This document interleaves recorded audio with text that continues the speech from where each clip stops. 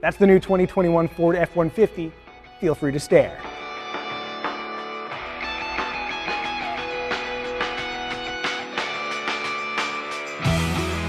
Yep, that's the front. Pause, pause, pause.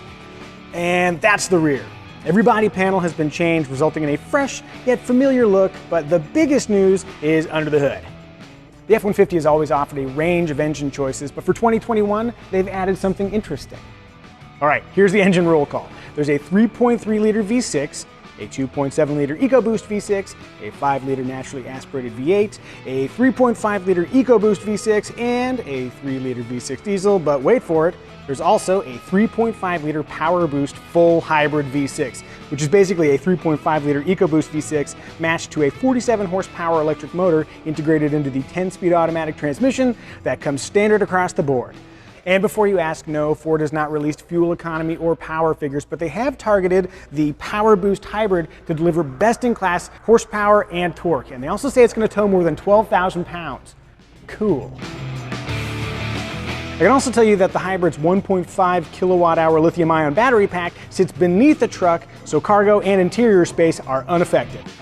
Speaking of electricity, the ProPower onboard option lets you use your F-150's engine instead of a generator to charge things like tools, electric bikes, coolers,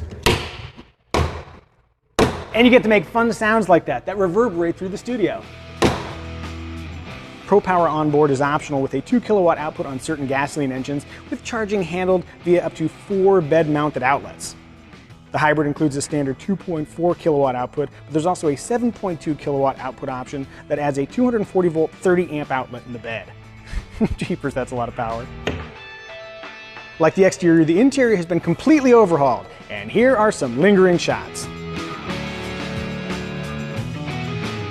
The interior of the F-150 is filled with all sorts of interesting stuff, not the least of which are the materials and the surfaces. The trim here is really interesting. It's like knurled, but this is the limited. This is the fanciest rendition. I'm really interested to check out like the XL and see how that looks. Nonetheless, there are some really interesting features. If you push this button, the standard dual glove box opens up, it's the lower one.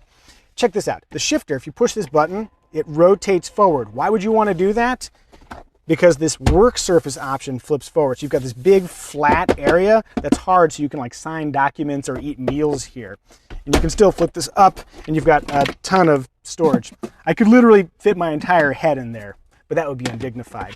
I think maybe the most compelling option is the Max Recline feature. I might even have that name wrong. Nonetheless, what you need to know is that the front seats, they fold all the way flat, like better than business class flat. So you can, I don't know, it's the old axiom that you can't drive your house, but you can live in your car.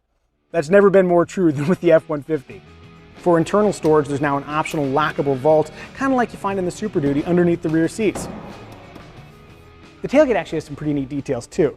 There's this little pop-in detail where you can put a C-clamp if you're working with wood. On the side there are these cleats that you can use to tie down long items, and there's even a bottle opener on the bottom of that. And then the optional tailgate work surface is really cool. You've got a built-in ruler, measure twice, cut once, cup holder, place for pens, and then this is a neat thing.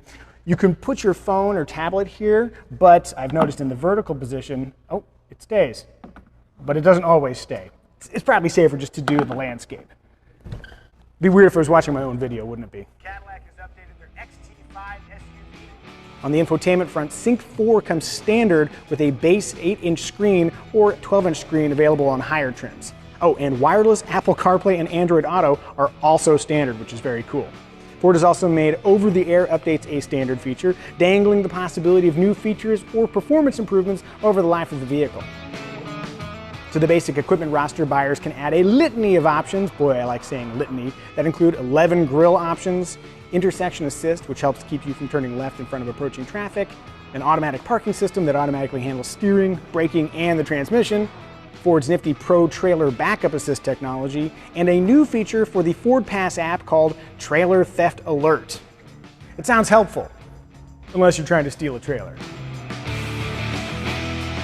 From a safety perspective, even the basic XL trim now includes automatic emergency braking with pedestrian detection, but for extra classy levels of driver assistance, Ford has created Active Drive Assist.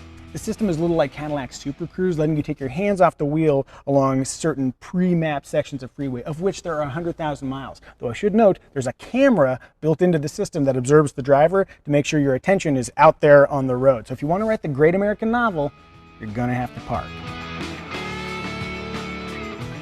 And if you've ever wished for a Tesla-like rollout of driver assist technology for a large pickup truck, you are going to love Active Drive Assist, because you'll need to pay for the Active Drive Assist prep kit on the front end, which contains the necessary hardware, and then in the third quarter of 2021, the software to make that hardware work will arrive as an over-the-air update for an additional fee. Though I should note that Active Drive Assist prep kit also comes with the automatic parking system, so you're definitely getting something for your money.